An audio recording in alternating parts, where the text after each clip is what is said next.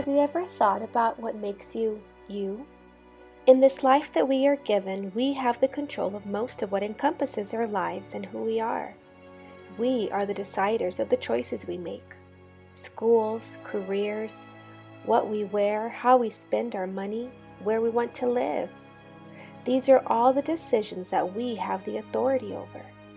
But there's one thing we do not have a choice in, and that is our name.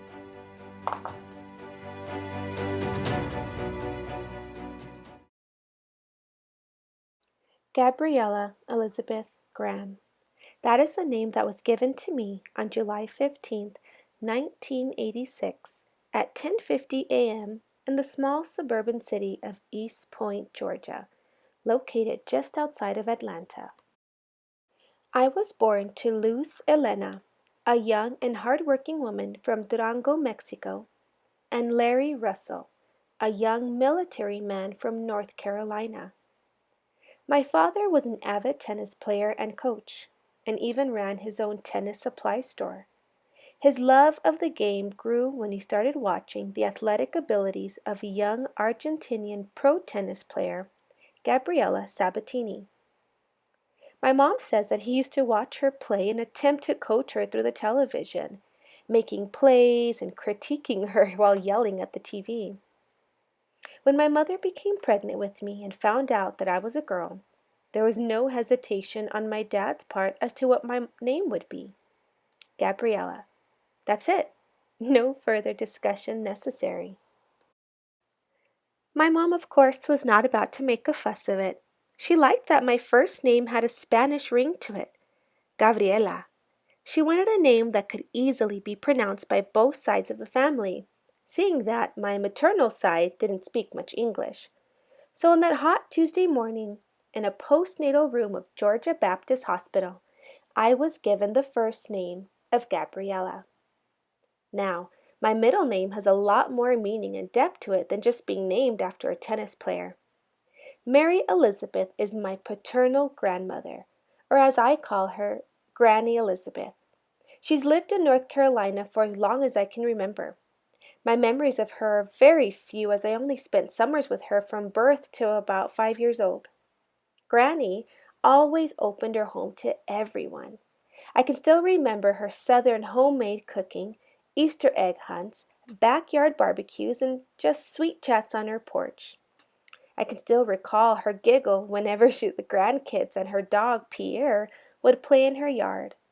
It's amazing what memories can stick to a young girl's mind even decades after it has been experienced. When my parents divorced in the fall of 1992, my mom moved my sisters and I to El Paso, Texas. We were already far from my dad's side of the family, being in Georgia, and now Texas was an even longer distance.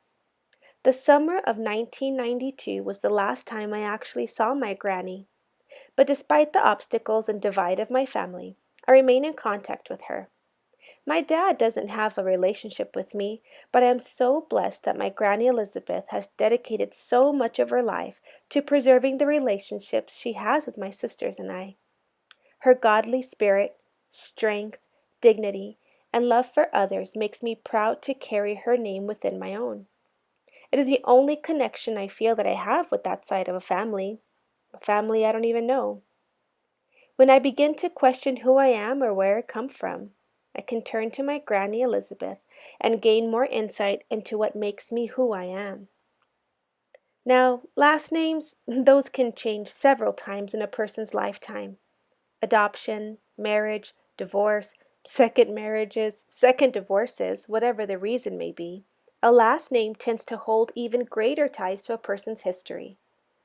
Graham is the surname I was born into, but East is the actual last name of my father. I know very little about its true meaning, but I do know that it leads me back to Nigeria and Northwestern European roots.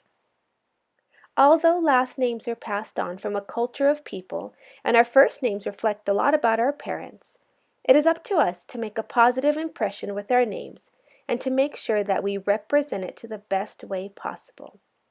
In the words of Shakespeare, the name of a thing does not matter as much as the quality of the thing.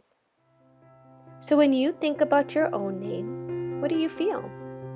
Just because someone knows your name doesn't mean they really know your story.